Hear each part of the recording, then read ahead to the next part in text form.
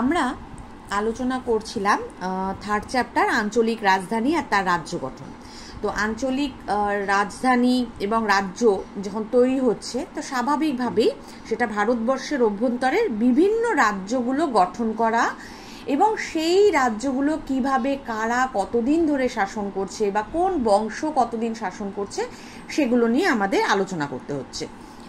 এর আগে এইরকমই আঞ্চলিক রাজ্যগুলো নিয়ে যখন আমরা আলোচনা করেছিলাম, সেক্ষেত্রে আমরা ভারতবর্ষের দক্ষিণ প্রান্ত মানে দাক্ষিণাত্যের বিজয়নগর, বাহমনি এই রাজ্যগুলোকে নিয়ে আলোচনা করেছিলাম। আজকে আমরা আলোচনা শুরু করব ভারতবর্ষের পূর্ব প্রান্তে একটি বড় সুবা বা বড় প্রদেশ বা বড় রাজ্য বাংলা নিয়ে। বাংলা মানে কিন্তু আজকের যে পশ্চিমবাংলায় আমরা বাস করছি সেই বাংলা নয়। এই বাংলা মানে আজকের পশ্চিমবঙ্গ এবং বর্তমান যেটা বাংলাদেশ মানে পূর্ব দিকের যে অংশটা রয়েছে আমাদের, সেই বাংলাদেশ এবং বাংলা, পশ্চিম বাংলা, এই দুটো মিলে ছিল সেই সময়কার বাংলা। মানে পুরো বাংলাদেশ সহ পশ্চিমবঙ্গ নিয়ে ছিল বাংলা। তো ভারতবর্ষে যখন ধরো মোহাম্মদ বিন তুগলক, ফিরোজ শাহ তুগলক বা অন্যান্য যারা খলজি শাসকরা এসেছিলেন, তাদের সময় তারা যখন দিল্লি থেকে শাসন করতেন, সেই সময় বাংলায় নিজস্ব একটা শাসন ব্যবস্থা ধীরে ধীরে গড়ে উঠেছিল। বাংলার যারা শাসক ছিলেন তারা নিজেরা ধীরে ধীরে দিল্লির শাসন ব্যবস্থা থেকে বেরিয়ে এসে স্বাধীন স্বতন্ত্র একটা রাজ্য শাসন প্রণালী গড়ে তুলছিলেন। এটাই আমাদের আলোচ্য বিষয়। যখন মোহাম্মদ ঘুরি শাসন করছিলেন, মানে যখন দিল্লিতে প্রথম মোহাম্মদ ঘুরি আসলেন, তিনি তো বেশি দিন শাসন করেনি, তিনি কুতুবউদ্দিন আইবককে ভারতবর্ষে রেখে গিয়েছিলেন শাসনকর্তা হিসেবে। কুতুবউদ্দিন আইবক 1206 থেকে 1210 এই 4 বছর ভারতবর্ষকে শাসন করেছিলেন। তারই একজন বিশ্বস্ত অনুচর ছিলেন ইখতিয়ার উদ্দিন মোহাম্মদ বিন বখতিয়ার খলজি। মানে বখতিয়ার খলজির ছেলে ছিলেন ইখতিয়ার উদ্দিন মোহাম্মদ। তিনি বাংলাদেশে মুসলমান শাসনের সূচনা করেন। সেই সময় বাংলায় রাজত্ব করছিলেন সেন বংশের শেষ রাজা লক্ষণ সেন। লক্ষণ সেন ভীরু ছিলেন, কাপুরুষ ছিলেন। যখন খলজিরা লক্ষণাবতী বা গৌড় বা বাংলা বা মালদা যেটাই বলো না কেন এই অঞ্চলটাকে আক্রমণ করে, তখন লক্ষণ সেন দুর্গের পেছনের দরজা দিয়ে পালিয়ে চলে যান। ফলে খুব সহজেই ইখতিয়ার উদ্দিন কি করেন, পুরো বাংলাটাকে বা এই মালদা গৌড় এই অংশগুলোকে দখল করে নেন। এর পরবর্তীতে ইলতুৎমিশ, বলবন, আলাউদ্দিন খলজির মতো সুলতানদের আমলেও বাংলাতে দিল্লির শাসকদের অনুগত থেকে কোনো না কোনো মুসলিম শাসকরাই রাজত্ব চালাতেন। মোহাম্মদ বিন তুগলকের সময় সুলতানি সাম্রাজ্যের বিভিন্ন অঞ্চলে বিদ্রোহ হয়। আমি আগেও বলেছি যে মোহাম্মদ বিন তুগলকের কিন্তু কোনো সিদ্ধান্তের ঠিক ঠিকানা ছিল না, ফলে যে কেউ নিজের মতো স্বাধীন হয়ে যেত। এই সময় বাংলায় যেটা লক্ষণাবতী ছিল, মানে লক্ষণ সেনের যে রাজধানী ছিল, সেই জায়গা সাতগাঁ বা সাতগাঁও, সোনারগাঁ বা সোনারগাঁও, এরকম 3টে বিভাগ সেই সময় বাংলা ছিল: লক্ষণাবতী, সাতগাঁ এবং সোনারগাঁ। মোহাম্মদ বিন তুগলক যেহেতু দুর্বল ছিলেন রাজা হিসেবে, এই 3টে অঞ্চলের শাসকদের মধ্যে লড়াই বা অন্তর্দ্বন্দ্ব শুরু হয়। শেষে হাজি ইলিয়াস শাহ তিনি লক্ষণাবতীর সিংহাসন দখল করেন, একটা স্বাধীন শক্তিশালী রাজতন্ত্রের প্রতিষ্ঠা করেন। এখান থেকেই বাংলাতে ইলিয়াস শাহী শাসন বা ইলিয়াস শাহী বংশের শাসন শুরু হয়। ইলিয়াস শাহী বংশের প্রথম যিনি এই বংশটাকে স্থাপন করেছিলেন তিনি ছিলেন শামসুদ্দিন ইলিয়াস শাহ। তার পরবর্তীতে সিকান্দার শাহ, গিয়াজউদ্দিন আজম শাহ, এদের মতো একজন বিখ্যাত সুলতান কিন্তু সেই সময় বাংলাতে এসেছিলেন। শামসুদ্দিন ইলিয়াস শাহ তিনি প্রথম লক্ষণাবতীর পুরো রাজ্যটাকে দখল করে নেন। লক্ষণাবতীতে আলী শাহ বলে একজন শাসক ছিলেন। হাজি ইলিয়াস শামসুদ্দিন ইলিয়াস শাহ উপাধি নেন, আলী শাহকে হত্যা করেন এবং লক্ষণাবতীর সিংহাসনে বসেন। বাংলায় এই হাজি ইলিয়াস বা শামসুদ্দিন ইলিয়াস শাহের নাম থেকেই ইলিয়াস শাহী বংশের সূচনা হয়। ইনি মানে হাজি ইলিয়াস শাহ, তিনি ছিলেন বাংলার প্রথম স্বাধীন সুলতান। ঐতিহাসিক স্যার যদুনাথ সরকারের মতে ইলিয়াস শাহের ক্ষমতা দখলের সাথে সাথেই বাংলায় নতুন একটা অধ্যায়ের সূচনা হয়। ঐতিহাসিক নুরুল হাসান বলেন, ইলিয়াস শাহ বাংলায় প্রায় 200 বছর ধরে শাসন করেছিলেন। তারিখ-ই ফিরোজ শাহী, তারিখ-ই ফেরিস্তা, সিরাত-ই ফিরোজ শাহী, এগুলো সমস্ত বইগুলো ফিরোজ শাহ তুগলককে নিয়ে লেখা হয়েছিল। এই বইগুলোতেও ইলিয়াস শাহী শাসন ব্যবস্থাকে নিয়ে লেখা হয়। কারণ ফিরোজ শাহ হাজার চেষ্টা করলেও কখনোই বাংলাতে নিজের শাসন বা একাধিপত্য প্রতিষ্ঠা করতে পারেননি। ফিরোজ শাহ তুগলক দিল্লির সুলতান ছিলেন, কিন্তু স্বাধীন বাংলার সুলতান ছিলেন ইলিয়াস শাহ। ইলিয়াস শাহ দক্ষ সুযোগ্য একজন শাসক ছিলেন। 1346-এ নেপাল আক্রমণ করে তিনি কাঠমান্ডু থেকে প্রচুর সম্পদ লাভ করেন। নেপাল আমাদের একদমই কাছে। ধ্বংস করেন তিনি নেপালের পশুপতিনাথের মূর্তি, স্বয়ম্ভুনাথ স্তূপ, মন্দির, এছাড়াও সাতগাঁও তিনি জয় করেন। ইলিয়াস শাহ ত্রিহুত বলে এক অঞ্চল জয় করে হাজিপুর পর্যন্ত এগিয়ে যান। একে একে বর্তমান বিহারের চম্পারণ, গোরক্ষপুর, উত্তরপ্রদেশের বারাণসী, এই সমস্ত জায়গাগুলো তিনি দখল করেন। মানে পূর্ব ভারতটা প্রায় সম্পূর্ণ ইলিয়াস শাহের অধীনে ছিল। এরপর আরও পূর্ব দিকে ওড়িশা আক্রমণ করেন। চিল্কা হ্রদ পর্যন্ত তিনি এগিয়ে যান। প্রচুর ধনরত্ন, 44টি হাতি তিনি নিজের রাজ্যে নিয়ে আসেন। সম্ভবত 1352 নাগাদ ইখতিয়ার উদ্দিন গাজী শাহের কাছ থেকে ইলিয়াস শাহ সোনারগাঁটাও দখল করে নেন, দিয়ে পুরো পূর্ব ভারতটাকে বা পুরো বাংলা, উড়িষ্যা অঞ্চলগুলোকে তিনি নিজে রাজ্যভুক্ত করে নেন। ইলিয়াসের সাফল্যে, ক্ষমতা বৃদ্ধিতে দিল্লির যিনি সুলতান ছিলেন ফিরোজ শাহ তুগলক, তিনি ভয় পান। 1353-তে তিনি 90,000 অশ্বারোহী বিপুল সংখ্যক সেনা নিয়ে ইলিয়াস শাহের বিরুদ্ধে যুদ্ধ ঘোষণা করেন। ইলিয়াস শাহ সেই সময়কার একটা একডালা বলে একটা দুর্গ ছিল, দেখো এখানে তোমাদের ছবিও দেওয়া রয়েছে, সেই একডালা দুর্গ, সেখানে তিনি চলে যান। সেখান থেকে তিনি লড়াই শুরু করেন। ফিরোজ শাহ বহুদিন অপেক্ষা করেন, কিন্তু কিছুতেই তিনি ইলিয়াস শাহকে হারাতে পারেন না। তখন তিনি ব্যর্থ হয়ে দিল্লি ফিরে যান। এরপর ইলিয়াস শাহ পূর্ব দিকে বা বলতে পারো উত্তর পূর্ব দিকে, নর্থ ইস্ট যেগুলো আমাদের রয়েছে, সেখানকার কামরূপ আক্রমণ করেন। কামরূপ মানে এখন যেটা ধরো আসামের মধ্যে আছে, সেগুলোও তিনি দখল করে নেন। মানে ভারতবর্ষের পূর্ব, উত্তর পূর্ব অংশগুলো সব ইলিয়াস শাহ দখল করে নেন। তিনি ভীষণই সুযোগ্য শাসক ছিলেন। তার আমলে কেন্দ্রীয় শাসন বাংলা কেন্দ্রিকভাবে খুব দক্ষ ছিল। তার রাজধানী পান্ডুয়া ছিল। পান্ডুয়াতেও শিল্প স্থাপত্যের জন্য তিনি ভীষণ সুনাম অর্জন করেন। হাজিপুর শহরের প্রতিষ্ঠা করেন। ফিরোজাবাদে একটা বিশাল জলাধার তিনি নির্মাণ করে দেন, মানে যেখানে জল স্টোর করে রাখা যেত, বর্ষার জল। সেই সময়কার মুদ্রা থেকে জানা যায় যে মোটামুটি 1342 থেকে 1357 পর্যন্ত তিনি বাংলাকে শাসন করেছিলেন। 1357-তে তার হয়তো মৃত্যু হয়। বহু ভালো ভালো মানুষেরা, লেখকরা, কবিরা ইলিয়াস শাহের প্রচুর সুনাম করেছেন। ইলিয়াস শাহের পরবর্তীতে তার ছেলে সিকান্দার শাহ বাংলার ক্ষমতায় আসেন। 33 বছর ধরে তিনি বাংলাতে রাজত্ব করেছিলেন। তিনিও সুযোদ্ধা ছিলেন, বিচক্ষণ ছিলেন, সুদক্ষ প্রশাসক ছিলেন। তার সময়ও ফিরোজ শাহের সাথে বারবার তার লড়াই হয়েছিল। ফিরোজ শাহ তুগলক, যিনি দিল্লির সুলতান ছিলেন, তিনি বরাবরই বাংলার উপরে বিরক্ত ছিলেন। কারণ বাংলায় সবাই বিদ্রোহী হয়ে স্বাধীন হয়ে গিয়েছিল, এটা তো ফিরোজ শাহের ভালো লাগছিল না। স্বাভাবিকভাবেই ফিরোজ শাহ যখন সিকান্দার শাহ ক্ষমতায় আসলেন, ফিরোজ শাহ তুগলক বাংলার উপরে আবার হামলা চালানোর একটা পরিকল্পনা নিলেন। ফিরোজ শাহ তুগলক বাংলার উপরে যেহেতু রেগেই ছিলেন, ইলিয়াস শাহের আমলে বাংলার কাছে তিনি হেরে গিয়েছিলেন, এটা তিনি ভুলতে পারেননি।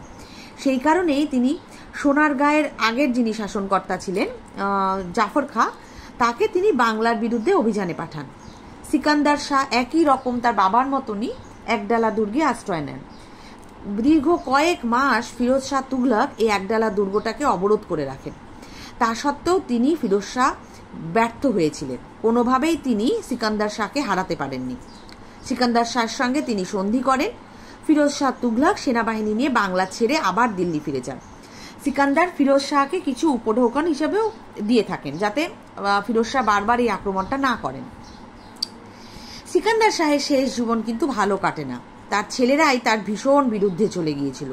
একটা সময় তার ছেলে, তার পুত্র গিয়াসউদ্দিন আজমের সঙ্গে এক যুদ্ধে সিকান্দার শাহ পরাজিত হন এবং বাধ্য হয়ে তিনি সিংহাসন ছেড়ে দেন। কিন্তু তারপরও তার নিজেরই ছেলে গিয়াসউদ্দিন আজম তাকে হত্যা করেন।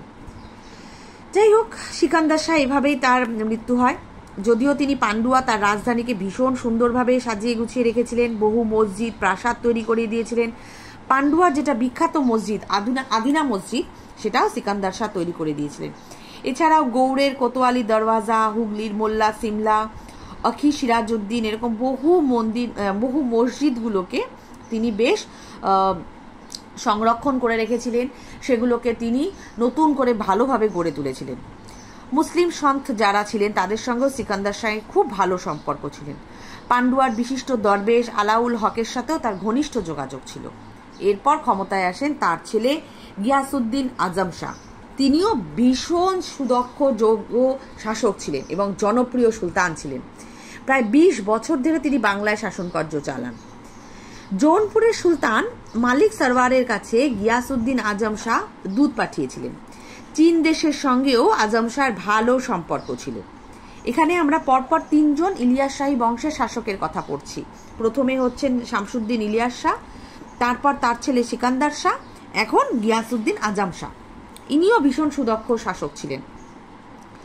তিনি 3 বার 1405, 1408, 1409 চীনা সম্রাট ইয়ংলোর কাছে দূত পাঠিয়েছিলেন। চীন থেকেও বাংলায় তার কাছে বহু উপহার এসেছিল, দূত এসেছিল। এই দূতদের সঙ্গে চৈনিক দোভাষী মানে যিনি 2 ভাষায় কথা বলতে পারেন, ভারতের ভাষা এবং চীনের ভাষা, মা হুয়ান বাংলায় আসেন। মা হুয়ানের ভ্রমণ বৃত্তান্ত থেকেও এই গিয়াসউদ্দিন আজম শাহ সম্পর্কে অনেক তথ্য পাওয়া যায়। রমেশচন্দ্র মজুমদার বিখ্যাত ঐতিহাসিক, তিনি বলেছিলেন গিয়াসউদ্দিন আজম শাহর মতো বিদ্বান, রুচিবান, রসিক এবং ন্যায়পরায়ণ নৃপতি এই সময় খুব কমই পাওয়া যেত। বিহারের দরবেশ মুজফফর বলখিও বলেন যে আজম শাহের মতো নির্ভীক, উদার মনস্ক, মহৎ, বিদ্যানুরাগী নৃপতি একেবারেই পাওয়া যেত না। মানে সব দিক থেকে একদম ভালো সুশাসক এবং দারুণ সুলতান বলতে যা বোঝায় সেরকম ছিলেন হচ্ছেন আজম শাহ। সাধু সন্তদের সঙ্গে তার খুব ভালো সম্পর্ক ছিল, ভীষণ শ্রদ্ধা করতেন। বহু টাকা খরচ করে মক্কা এবং মদিনা, মুসলিমদের যে পবিত্র স্থান রয়েছে, সেখানে তিনি 2টো মাদ্রাসা তৈরি করে দিয়েছিলেন। তিনি নিজে হানাফি সম্প্রদায়ের হলেও ইসলামের অন্যান্য সম্প্রদায়গুলো যেমন শিয়া, সুন্নি, তাদের প্রতিও তিনি শ্রদ্ধাশীল ছিলেন। মক্কাতে তিনি সরাইখানা হোটেল তৈরি করে দিয়েছিলেন যাতে সাধারণ জনগণ গিয়ে থাকতে পারে। খাল খনন করে দিয়েছিলেন, তার যাবতীয় খরচ তিনি বহন করতেন। মক্কা মদিনার মানুষদেরকে তিনি অর্থ সাহায্য করতেন। নানা দিক থেকে তিনি উদারতার পরিচয় দিয়েছিলেন। ধর্মসহিষ্ণু ছিলেন এবং সাহায্যকারী ছিলেন, পরোপকারী সম্রাট ছিলেন, কবি ভালো ছিলেন, কাব্যের রস তিনি গ্রহণ করতে পারতেন। সব দিক থেকে একজন বিখ্যাত যশস্বী মানুষ বলতে যা বোঝায় আজম শাহ সেরকমই একজন বিখ্যাত মানুষ ছিলেন। একবার কথিত আছে, একবার সুলতান আজম শাহ একটি অসম্পূর্ণ গজল হাফিজ, যিনি কবি ছিলেন, তার কাছে পাঠিয়েছিলেন। হাফিজ উক্ত গজলটি সম্পূর্ণ করার পাশাপাশি আরও নতুন গজল লিখেও সুলতানকে পাঠিয়েছিলেন। গজল মানে মুসলিমদের যে নিজস্ব ইসলামী ধর্মের উপরে যে গানগুলো হয় সেগুলোকে গজল বলে। সেগুলোও খুব ভালো তিনি লিখতে পারতেন, সেগুলো রসাস্বাদন করতে পারতেন এবং সেগুলোকে তিনি পৃষ্ঠপোষণ করতেন। ভারতীয় কবিদের সাথেও গিয়াসউদ্দিনের বেশ ভালো যোগাযোগ ছিল। সব দিক থেকে বিদ্যাপতির নামধারী একজন কবির সঙ্গে তার ভালো সম্পর্ক ছিল। মিথিলার কবি ছিলেন বিদ্যাপতি, তিনিও গিয়াসউদ্দিনের কথা বলেছেন। সব দিক থেকে একজন শ্রেষ্ঠ সুলতান বলতে যা বোঝায় ইলিয়াস শাহী বংশে, সেরকমই শ্রেষ্ঠ সুলতান ছিলেন গিয়াসউদ্দিন আজম শাহ। তার পরবর্তীতে 2 জন শাসক, শিহাবুদ্দিন বাজিদ শাহ, প্রথম আলাউদ্দিন ফিরোজ শাহ, তারা এই জায়গায় বাংলাতে শাসন করতেন, কিন্তু সেরকম জনপ্রিয় ছিলেন না। ফলে খুব দ্রুত একজন সামন্ত শাসক গণেশ, তিনি আলাউদ্দিন শেষের যে ছিলেন আলাউদ্দিন ফিরোজ শাহ, তাকে হত্যা করে তিনি বাংলার সিংহাসনে বসেন। তখন গণেশের শাসনকালটাতেই বাংলায় মুসলিম শাসন শেষ হয়ে কিছুদিনের জন্য হিন্দু শাসন আবার বাংলায় শুরু হয়। রাজা গণেশ এবং তার ছেলেরা কিছুদিন খুব কম সময়ের জন্য হলেও বাংলাতে হিন্দু শাসন ব্যবস্থা শুরু করেন। গণেশ ছিলেন উত্তরবঙ্গের, আমাদের উত্তরবঙ্গের ভাতুরিয়ার জমিদার বংশের সন্তান। ইলিয়াস শাহী বংশের সুলতানের আমির হিসাবে তার বেশ সম্মান ছিল, গুরুত্বও ছিল। কিন্তু পরবর্তীতে তিনি সামরিক অভ্যুত্থানের মাধ্যমে ইলিয়াস শাহী বংশকে তুলে দিয়ে বাংলায় গণেশের তৈরি করা নতুন শাসন ব্যবস্থা চালু করেন। তিনি উত্তরবঙ্গ, পূর্ববঙ্গের বেশিরভাগ অঞ্চল, পশ্চিম দক্ষিণবঙ্গের কিছু অংশ নিজের শাসনে নিয়ে আসেন। এই সময় বাংলার দরবেশদের সাথে মুসলমানদের অনেকেই গণেশের বিরোধিতা করতেন, কারণ গণেশ ছিলেন হিন্দু রাজা। স্বাভাবিকভাবে মুসলিম যারা ছিলেন তারা একেবারেই গণেশকে পছন্দ করতেন না, সেই কারণে অনেকেই গণেশের বিরোধিতা করতেন। সেই সময় এই মুসলিম শাসকদেরকে বা মুসলিম যারা দরবেশ ছিলেন তাদের সাথে জুড়ে যান গণেশেরই নিজের ছেলে যদু, যিনি পরবর্তীতে জিতমল নাম নিয়েছিলেন। যদুর বিশ্বাসঘাতকতাতেই পরবর্তীতে গণেশকে সিংহাসন থেকে সরিয়ে দেওয়া হয়। যদু সিংহাসনে বসেন, ইসলাম ধর্ম গ্রহণ করেন। পরবর্তীতে তার নাম হয় জালালউদ্দিন মোহাম্মদ শাহ। ইব্রাহিম সার্কি বলে যার সাহায্য নিয়ে যদু সিংহাসনে বসেছিলেন, তারই আবার সাহায্য নিয়ে গণেশ নিজের ক্ষমতা উদ্ধার করেন।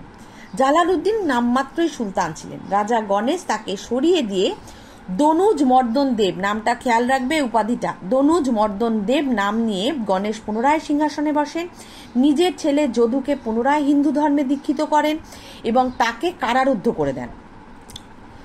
মোটামুটিভাবে 1417 থেকে 1419 এই 2 বছরের মধ্যে গণেশ সিংহাসন দখল করে রাখেন, শাসন করেন, পরবর্তীতে মারা যান। গণেশ একজন দক্ষ শাসক ছিলেন, হিন্দু রাজা হিসেবেও বেশ গুরুত্বপূর্ণ ছিলেন। গৌড় পান্ডুয়ার বেশ কিছু স্থাপত্য কর্মে তিনি সংস্কার করেন। গৌড়ের ফতেহ খান সমাধি ভবন, পান্ডুয়ার একলাকি প্রাসাদ, এই সব কিছুই গণেশের সময় তৈরি হয়েছিল। গণেশের মৃত্যুর পর জালালউদ্দিন মানে যদু যিনি ছিলেন, তিনি আবার ক্ষমতায় বসেন, ইসলাম ধর্ম গ্রহণ করেন এবং তিনি বাংলার শাসক হিসাবে শাসন চালাতে থাকেন। কিন্তু তিনি ছিলেন অত্যাচারী শাসক। তাকে সরিয়ে দিয়ে আরেক অত্যাচারী শাসক শামসুদ্দিন আহমদ শাহ, যদুর যিনি ছেলে ছিলেন, তিনি সিংহাসনে বসেন। তারও অত্যাচারে তাকে সরিয়ে দিয়ে ওই ইলিয়াস শাহী বংশের একজন শাসক ছিলেন নাসিরুদ্দিন মাহমুদ শাহ, তিনি সিংহাসনে এসে বসেন। তিনি সিংহাসনে বসার সাথে সাথে গণেশের যে বংশটা ছিল, গণেশ, তারপর যদুর ছেলে, তাদের এই রাজত্বটা কিন্তু শেষ হয়ে যায়। ইলিয়াস শাহী শাসন ব্যবস্থা পুনরায় বাংলায় প্রতিষ্ঠিত হয়। এর পরবর্তীতে নাসিরুদ্দিন মাহমুদ শাহ তিনি ক্ষমতায় আসেন ইলিয়াস শাহী বংশ থেকে। তার সময় একটু উন্নতি হয় ইলিয়াস শাহী বংশে, কিন্তু সেরকম কিছু হয় না। তারপর আসে রুকনুদ্দিন বরবক শাহ, সুযোদ্ধা সুশাসক ছিলেন, কিন্তু বেশি দিন তিনি রাজত্ব করতে পারেননি। তারপরে আসেন শামসুদ্দিন ইউসুফ শাহ, তিনিও তাই মাত্র 6 বছর রাজত্ব করেছিলেন। তারপর জালালউদ্দিন ফতেহ শাহ, তিনি ইলিয়াস শাহী বংশের শেষ সুলতান ছিলেন। তার সময় ভক্তিবাদী শ্রী চৈতন্যদেব জন্মগ্রহণ করেন। এরপর ফতেহ শাহকে সরিয়ে দিয়ে ক্ষমতায় আসে হাফসি শাসকরা। হাফসিরা আসলে কৃতদাস ছিল। তারা ইলিয়াস শাহীদের শাসন ব্যবস্থাটাকে সরিয়ে দিয়ে সেখানে নিজেদের শাসন ব্যবস্থা শুরু করে, কিন্তু হাফসিরা একেবারেই ভালো শাসক ছিল না। ফলে হাফসিদেরকে সরিয়ে দিয়ে পরবর্তীতে হোসেন শাহী বংশ বাংলার শাসনভার গ্রহণ করে। তা সত্ত্বেও আমাদের বলতে হবে ইলিয়াস শাহী বংশের বেশ কিছু অবদান ছিল। তারা লক্ষণাবতীর অধীনে 3টে আলাদা আলাদা অংশগুলোকে এক করে দিয়ে শাসন কার্য শুরু করে। বিহার, ওড়িশা, অসম অঞ্চলেও ইলিয়াস শাহীদের শাসন ব্যবস্থা চলে। হিন্দু মুসলিম বেশ ভালোই সংহতি ছিল এই ইলিয়াস শাহীদের আমলে। বারবক শাহের আমলেও যেমন কেদার রায়, গন্ধর্ব রায়, শ্রীবৎস, মুকুন্দ এরকম হিন্দু সভাসদেরা ছিলেন। রাজ চিকিৎসক যিনি ছিলেন তিনি হিন্দু ছিলেন, অনন্ত সেন, নারায়ণ দাস। দুর্গের প্রধান যাই ছিলেন তিনি হিন্দু ছিলেন। মানে হিন্দু মুসলিমদের বেশ ভালো একটা সুসম্পর্ক ছিল। সাহিত্যের দিক থেকেও আজম শাহের কথা তো আগেই বললাম, ভীষণই শিল্প সাহিত্যকে তিনি পৃষ্ঠপোষকতা করতেন, নিজে ভালো লিখতে পারতেন, কবি ছিলেন, ভালো ভালো গান জানতেন, নানা রকমের গুণ ছিল আজম শাহের মধ্যে। ফলে স্বাভাবিকভাবে তিনি শিল্প সাহিত্যকে সাহায্যও করতেন। বারবক শাহের আমলেও তাই হিন্দু মুসলিমদের বেশ ভালো সম্পর্ক ছিল। ফলে নানা রকমের টিকা, সাহিত্যের টিকা, সঙ্গীত সংক্রান্ত টিকা এগুলো সেই সময় লেখা হয়েছিল। গীত গোবিন্দ, কুমার সম্ভব, শিশুপাল বধ এই ধরনের বহু গ্রন্থ যেগুলো আগে থেকে লেখা ছিল সেগুলোর টিকাকার হিসেবেও বারবক শাহ বেশ বিখ্যাত হয়ে গিয়েছিলেন। বারবক এই সময় নানা ধরনের মালাধর বসুর মতো নানা ধরনের সাহিত্যিকদেরকে সাহায্য করতেন। রামায়ণে যিনি বাংলা রচয়িতা ছিলেন কবি কৃত্তিবাস, তিনিও স্বীকার করেছিলেন যে বারবক শাহ ভীষণ মুসলিম হওয়া সত্ত্বেও ভীষণভাবে হিন্দু সাহিত্য, হিন্দু মহাকাব্য, হিন্দু কবিদেরকে সাহায্য করতেন। তার মধ্যেও হিন্দু মুসলিমের সেরকম কোনো বিভেদ কিন্তু ছিল না। ফলে শিল্প সাহিত্য দিক থেকেও ইলিয়াস শাহী বংশ বেশ উন্নত ছিল। নানা ধরনের শিল্প স্থাপত্যও হয়েছিল। এর আগে আমরা পান্ডুয়ার ওই আদিনা মসজিদের কথা পড়েছি, অন্যান্য প্রাসাদগুলো সেগুলোও কিন্তু ইলিয়াস শাহেদের আমলেই কিন্তু তৈরি হয়েছিল। মক্কা মদিনায় যে সমস্ত জলাধার মাদ্রাসা তৈরি হয়েছিল এগুলোও সব স্থাপত্যের নিদর্শন, শিল্পের নিদর্শন।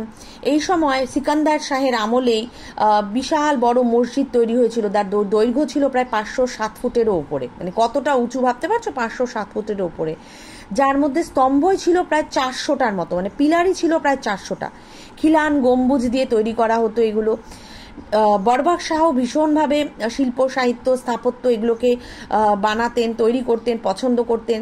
দাখিল দরওয়াজা সেটা বরবাক শাহের আমলেই তৈরি হয়েছিল। শামসুদ্দিন ইউসুফ শাহের আমলেও দারাসবাড়ি মসজিদ তৈরি হয়েছিল, লোটন মসজিদ, চামকাটি মসজিদ, 22 দরওয়াজা, হিন্দু মন্দির তৈরি হয়েছিল। ফলে বলাই যায় যে ইলিয়াস শাহের আমলে, ইলিয়াস শাহী বংশের শাসনের আমলে হিন্দু মুসলিম ঐক্য যেমন ছিল, প্রচুর মন্দির মসজিদ তৈরি হয়েছিল, জলাধার তৈরি হয়েছিল, মাদ্রাসা তৈরি হয়েছিল। মানে ইলিয়াস শাহী বংশের যারা শাসক ছিলেন বা গণেশের বংশের যারা শাসক ছিলেন তারা সবাই সেই সময় বাংলাকে একটি অত্যাধুনিক রাজ্য হিসাবে গড়ে তুলতে সাহায্য করেছিলেন।